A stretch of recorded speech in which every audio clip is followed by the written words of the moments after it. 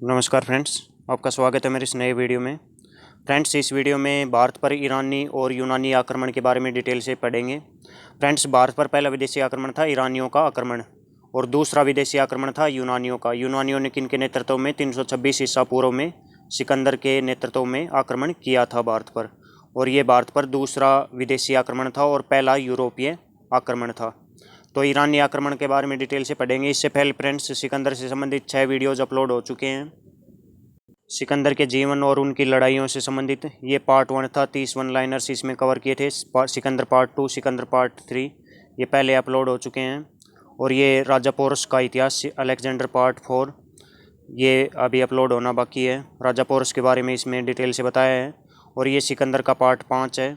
तो सभी लड़ाइयाँ और मेनली जो भारत के साथ लड़ाई थी झेलम का युद्ध, उसको मैंने कवर किया है इन वीडियोज़ में। सिकंदर पार्ट 6, तो ये 7वां वीडियो रहेगा सिकंदर से संबंधित, और इसमें ईरानी आक्रमण के बारे में भी डिटेल से पढ़ेंगे।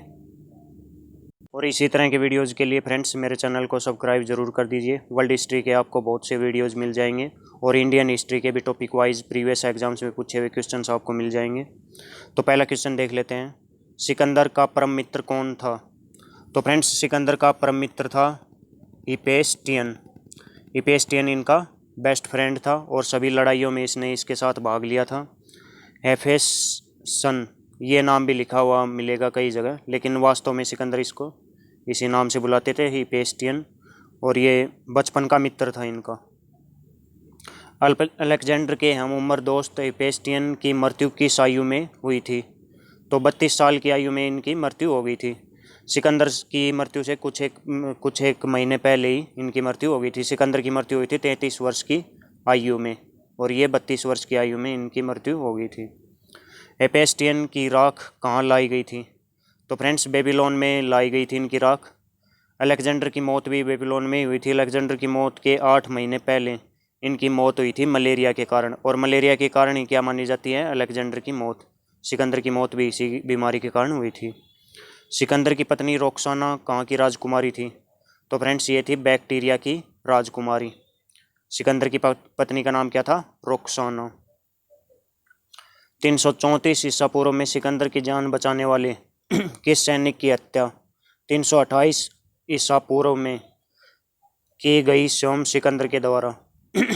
तो सिकंदर ने हत्या कर दी थी फ्रेंड्स। सिकंदर की जान बचाई थी इस सैनिक ने। पिछले वीडियो में भी आपको बताया था, क्लेटस द ब्लैक कमांडर था ये सिकंदर की आर्मी में, अलेक्जेंडर की आर्मी में कमांडर था ये, सैनिक नहीं था। यहाँ गलती से सैनिक लिख दिया गया।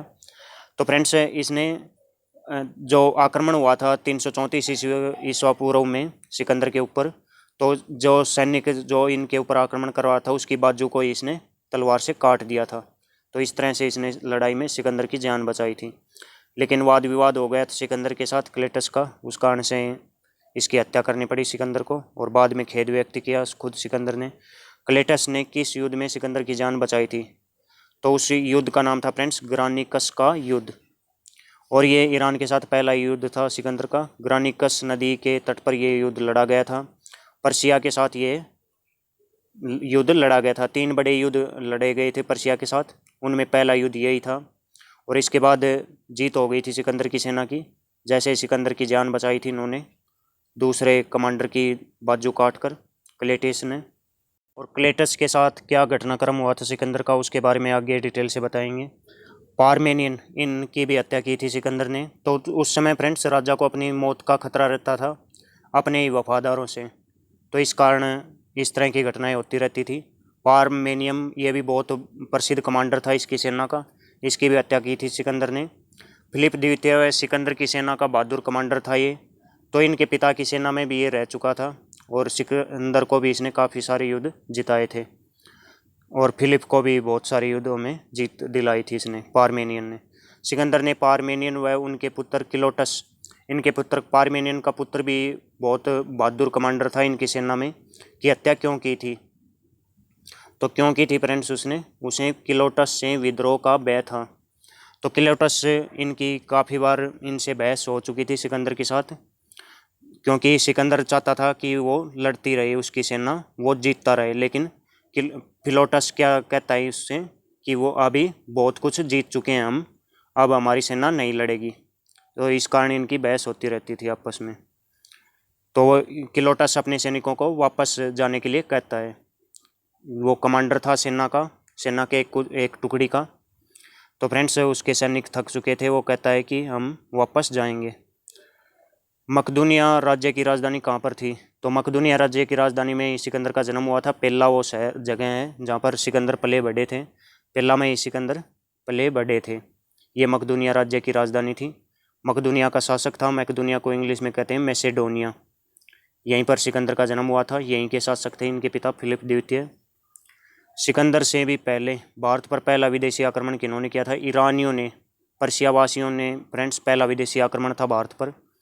सिकंदर से भी पहले इन्होंने भारत पर आक्रमण कर दिया था।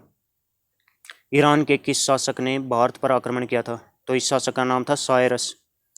साइरस द्वितीय सफल नहीं हो पाया था, भारत को जीत नहीं पाया था। साइरस किस वंश का राजा था? तो सबसे पहले फ्रेंड्स अक्कामनी वंश, ईरान के अक्कामनी वंश के शासकों ने आक्रमण किए थे भारत पर। और पहला विदेशी आक्रमण किस वंश के द्वारा किया गया था भारत पर? अक्कामनी वंश के द्वारा। तो फ्रेंड्स साइरस ने पहला भारत पर असफल आक्रमण किया था। तो क्या साइरस को भारत पर जीत हासिल हुई थी? नहीं हो पाई थी फ्रेंड्स इसको।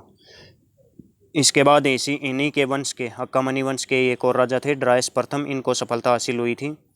साइरस के उत्तराधिकारी जिसने भारतीय क्षेत्रों को जीता था। तो पहले ईरानी आक्रमणकारी थे, पहले विदेशी आक्रमण थे जिन्होंने भारत में जीत हासिल की थी, उनका नाम था ड्रायस प्रथम। अन्य नाम था इनका दारा प्रथम या दारा बहु, ये नाम भी इनको दिया जाता है, ये नाम भी इन्हीं का है। तो इन्होंने भारतीय क्षेत्रों में जीत हासिल की थी और एक राज्य की स्थापना कर दी थी भारत में। 20वां राज्य इसके क्षेत्र का भारतीय उत्तर पश्चिमी क्षेत्र ही था। किस ईरानी शासक को सिकंदर ने 3 बार मात दी थी? तो इन्हीं के वंश के शासक थे डैरियस तृतीय। डैरियस तृतीय को हराने के बाद उसके बाद भारत में ईरानी साम्राज्य का अंत हो गया था। 200 सालों तक करीब भारत में ईरानी साम्राज्य का अस्तित्व रहा था। सिकंदर ने किस युद्ध के पश्चात अलेक्जेंडर द ग्रेट की उपाधि हासिल की थी? तो फ्रेंड्स इसने ईरान को यानी पर्शिया को पूरी तरह से कब्जाने के बाद, ईरान पर पूरी तरह अधिकार करने के बाद ये उपाधि धारण की थी। कौन सी? अलेक्जेंडर द ग्रेट की। और ये कौन सा युद्ध था? अर्बेला और गोगेमेला का युद्ध। इसके बाद ईरानी साम्राज्य पूरी तरह से नष्ट हो गया था। इसके बाद इसने हत्या कर दी थी डैरियस तृतीय की। ड्रायस प्रथम ने भारत के पश्चिमोत्तर भाग को जीतकर कौन सा प्रांत बनाया था? तो अपने राज्य का 20वां प्रांत इसने बसाया था। किसको हराकर? इसने भारतीय क्षेत्रों को हराकर। 1516 BC की ये बातें हैं। ड्रायस प्रथम ने अटैक किया था भारत पर। तो बहुत ही पुरानी बातें हैं फ्रेंड्स। साइरस द्वितीय का दूसरा नाम क्या था? कुरुस। और बहुत ही महान सम्राट था ये, लेकिन भारत को नहीं जीत पाया था। साइरस द्वितीय यानी कुरुस। कई इतिहासकारों के अनुसार साइरस द्वितीय ने कभी भारत पर आक्रमण नहीं किया। तो फ्रेंड्स इसने आक्रमण किया था, असफल आक्रमण रहा था इनका।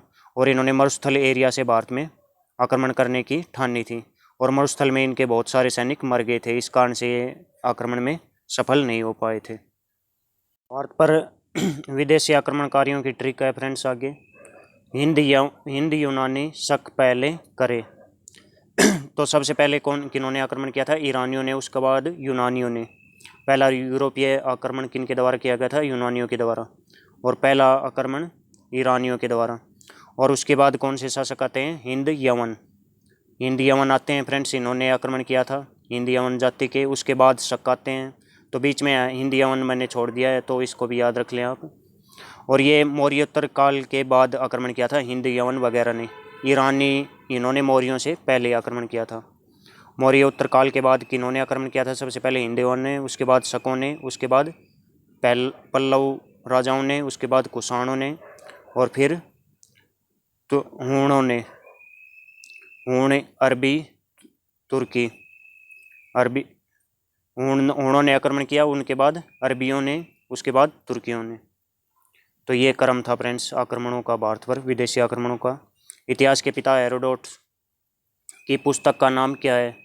तो इतिहास के पिता कौन कहलाते हैं फ्रेंड्स? हेरोडोट। और ये किस देश के थे? जिस देश के सिकंदर थे उसी देश के ये भी इतिहासकार थे। और ये सिकंदर से पहले ही हुए थे फ्रेंड्स। सिकंदर से पहले इनका जीवन समाप्त हो चुका था। तो इन्होंने पुस्तक लिखी थी बहुत ही प्रसिद्ध हिस्टोरिका। भारत के बारे में भी, ये भारत कभी भी नहीं आया था हेरोडोटस, ये याद रखें, लेकिन इन्होंने भारत के बारे में बहुत सारा लिखा है। हिस्टोरियन का इनकी पुस्तक का नाम है। पर्शिया राज्य में दारा प्रथम का उत्तराधिकारी कौन था? तो फ्रेंड्स, दारा प्रथम एक प्रसिद्ध राजा था, डेरियस प्रथम इसका दूसरा नाम था दारा प्रथम का। और इसने क्या किया था? भारतीय क्षेत्रों को जीता था। पहला विदेशी आक्रमणकारी था जिसने भारतीय क्षेत्रों को, भारत के उत्तर पश्चिमी क्षेत्रों को अपने राज्य में शामिल किया था। और इसके बेटे का नाम था, बहुत ही इंपॉर्टेंट है, जर्कसीज। जर्कसीज किस लिए जाना जाता है फ्रेंड्स? इसको आपने फिल्मों में देखा होगा, हॉलीवुड फिल्मों में एक फिल्म बनी है, यूनान पर आक्रमण करता है ये शासक जर्कसीज। साइरस दो के बाद क्या आता है? दारा प्रथम यानी डेरियस प्रथम, और उसके बाद जर्कसीज। 300 स्पार्टन्स एक हॉलीवुड मूवी है, इसमें जर्कसीज को दिखाया गया है। तो फ्रेंड्स, बहुत ही शक्तिशाली राजा के रूप में इस फिल्म में आपको इसको दिखाया गया है, इस ईरानी शासक को। तो फ्रेंड्स, आगे देखते हैं भारत में ईरानी आक्रमण और यूनानी आक्रमण से क्या क्या नुकसान और फ़ायदे हुए हैं, उनके बारे में पढ़ते हैं। नुकसान फ्रेंड्स इनका एक ही था कि जो दूसरे विदेशी हैं, मंगोल वगैरह, इनको रास्ता मिल गया। दूसरे जो यूरोपीय देश हैं, इंग्लैंड वगैरह, इनको भारत पर आक्रमण करने का रास्ता मिल गया।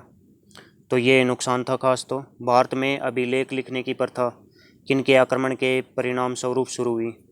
तो ईरानी आक्रमण के बाद भारत में अभिलेख लिखने की प्रथा की शुरुआत हुई थी। पारसी अटैक, ये फ़ायदा मिला था भारत में। जो अशोक के अभिलेख बहुत ही फेमस हैं, खरोष्टी लिपि के, खरोष्टी लिपि भी इन्हीं के आक्रमण से आई थी। तो अशोक के जो शिलालेख हैं वो इन्हीं से प्रेरित थे। दारा प्रथम के अभिलेखों से उनके भारत आक्रमण का पता चलता है। दारा प्रथम ने बहुत सारे अभिलेख लिखे थे फ्रेंड्स, उन्हीं से पता चलता है कि उसने भारत पर आक्रमण किया था, 20वां राज्य भारत में स्थापित किया था। भारत में खरोष्टी लिपि का जन्म ईरानियों की किस लिपि से होता है? तो अरामाइक, ईरानी लिपि है अरामाइक, इस लिपि से जन्म होता है खरोष्टी लिपि का, और ये भारत में बहुत ही प्रचलित हुई थी। सिकंदर ने ईरान में किस साम्राज्य को नष्ट किया था? तो सिकंदर ने फ्रेंड्स बहुत समय से राज करते आ रहे बहुत ही शक्तिशाली अखामनी वंश के साम्राज्य को नष्ट कर दिया था। अखामनी वंश के शासक थे साइरस सीरीज के, साइरस 1 और साइरस 2, और फ्रेंड्स डेरियस सीरीज के, डेरियस 1, 2, 3, ये थे अखामनी वंश के राजा। तो इनको इसने सिकंदर ने नष्ट किया था और ईरानी प्रभुत्व समाप्त कर दिया था पूरी तरह से सिकंदर ने दुनिया पर। सबसे बड़ा राज्य था उस समय दुनिया का ईरानी राज्य। पुष्क, कलावती व सिंधु नदियों के बीच के क्षेत्र सिकंदर ने जीतकर किस राजा को दे देता है? तो उस राजा का नाम है शशिगुप्त। तो शशिगुप्त पोरस के खिलाफ सिकंदर की सहायता करता है। अम्बी, शशिगुप्त और सिकंदर, इनकी संयुक्त सेना पोरस के खिलाफ लड़ती है। कौन से युद्ध में? झेलम के युद्ध में। सिंधु व झेलम के बीच के क्षेत्र को जीतकर किसको देता है फ्रेंड्स? सिंधु और झेलम का क्षेत्र किसका होता है? राजा अम्बिक का। और कौन सा राज्य होता है? तक्षशिला राज्य। गांधार राज्य की राजधानी थी तक्षशिला। तो ये अम्बी कुमार वो राजा था जिसका ये राज्य होता है। झेलम व व्यास के बीच का क्षेत्र जीतकर किनको दे देता है? राजा पोरस को। इससे पहले झेलम और चिनाब के बीच का क्षेत्र रहता है पोरस का, लेकिन जैसे ही सिकंदर जीतता हुआ जाता है व्यास तक का क्षेत्र इनको दे देता है। पोरस का राज्य झेलम और चिनाब के बीच रहता है। तो ये बहुत ही इंपॉर्टेंट पॉइंट्स हैं फ्रेंड्स। नेक्स्ट क्वेश्चन, सिंधु क्षेत्र के लिए हिंदू नाम का प्रारंभ किन के द्वारा किया गया? तो सबसे पहले सिंधु क्षेत्र के वासियों को हिंदू किसने बुलाया था? ईरानियों ने ही बुलाया था। तो फ्रेंड्स, हिंदू नाम की उत्पत्ति भी मुस्लिमों के द्वारा ही की गई थी। हिंदू नाम की पहली बार सिंधु क्षेत्र के लोगों को उन्होंने हिंदू बुलाया था। और सिंधु घाटी सभ्यता भारत की सबसे पुरानी सभ्यता है। यूरोपीय द्वारा भारत पर पहला आक्रमण किन्होंने किया था? तो पहला यूरोपीय आक्रमण किन्होंने किया था? यूनानियों ने। और पहले यूरोपीय जिन्होंने आक्रमण किया था उसका नाम था सिकंदर। और सबसे पहले विदेशी जिन्होंने भारत पर आक्रमण किया था वो थे ईरानी। और सबसे पहले सफलता किसने हासिल की थी? किसे? ईरानी को डरायस प्रथम ने भारत में जीत हासिल की थी। भारत में सर्वप्रथम मुद्रा का प्रचलन किस देश की मुद्रा के आधार पर हुआ? तो ईरान की मुद्रा थी सिगलोई, उसी के आधार पर भारत में मुद्रा का प्रचलन शुरू हुआ। उन्हीं से प्रेरणा ली थी भारतीयों ने मुद्रा चलाने की। तो मुद्रा की शुरुआत भी फ्रेंड्स ईरानियों की देन है भारत में। भारत का उत्तर पश्चिमी प्रांत क्षेत्र लगभग कितने वर्षों तक ईरानियों के अधीन रहा था? तो भारत में 20वां राज्य स्थापित किया था ईरानियों ने, डेरियस प्रथम ने जीतकर। तो ये 200 वर्षों तक भारत में स्थापित रहा था। डेरियस प्रथम को 360 टैलेंट राजस्व प्राप्त होता था। तो फ्रेंड्स 360 टैलेंट ये डेरियस प्रथम को राजस्व प्राप्त होता था इस राज्य से 200 वर्षों तक, जहाँ पर ईरानियों का शासन रहा था उत्तर पश्चिमी भारत पर। महिला रक्षकों की नियुक्ति और हर समय अग्नि के प्रज्वलित रहने की व्यवस्था मौर्य काल में किन से प्रेरित थी? मौर्य काल के राजा और जो मंत्री थे उनके कमरों में हमेशा अग्नि प्रज्वलित रहती थी और फ्रेंड्स महिलाएं उनकी अंगरक्षक रहती थी। तो ये प्रथा उन्होंने किन से ग्रहण की थी? पारसियों से। पारसियों ने ये प्रचलन चला रखा था, उन्हीं से ये ग्रहण किया था। सिकंदर के साथ आने वाले इतिहासकार कौन कौन से थे? तो फ्रेंड्स काफ़ी सारे इतिहासकार सिकंदर के साथ। एक सिकंदर के पर्सनल इतिहासकार थे एरियन, उन्होंने सिकंदर के बारे में बहुत सा लिखा है। और एक थे निरियाकस, एनासिक्रिटिस और एरिस्टोबुलस, एनासिक्रिटिस और निरियाकस फ्रेंड्स सिकंदर की सेना का जल सेनापति भी था। और सिकंदर की सेना का थल सेनापति कौन था जिसने भारत के उत्तर पश्चिमी भागों पर राज किया था? उनका नाम कमेंट बॉक्स में लिखकर बताइए। आज का क्वेश्चन यही रहे। तो ये फ्रेंड्स कुल 7 वीडियोज़ अपलोड हो चुके हैं सिकंदर से संबंधित। सातों के सातों वीडियोज़ ज़रूर देखें, और भी कुछ मैटर मिलेगा तो वो भी अपलोड किया जाएगा। तो फ्रेंड्स आपका बहुत बहुत धन्यवाद वीडियोज़ को देखने के लिए। वीडियो को लाइक और शेयर अपने फ्रेंड्स में, व्हाट्सएप ग्रुप्स में ज़रूर कीजिएगा।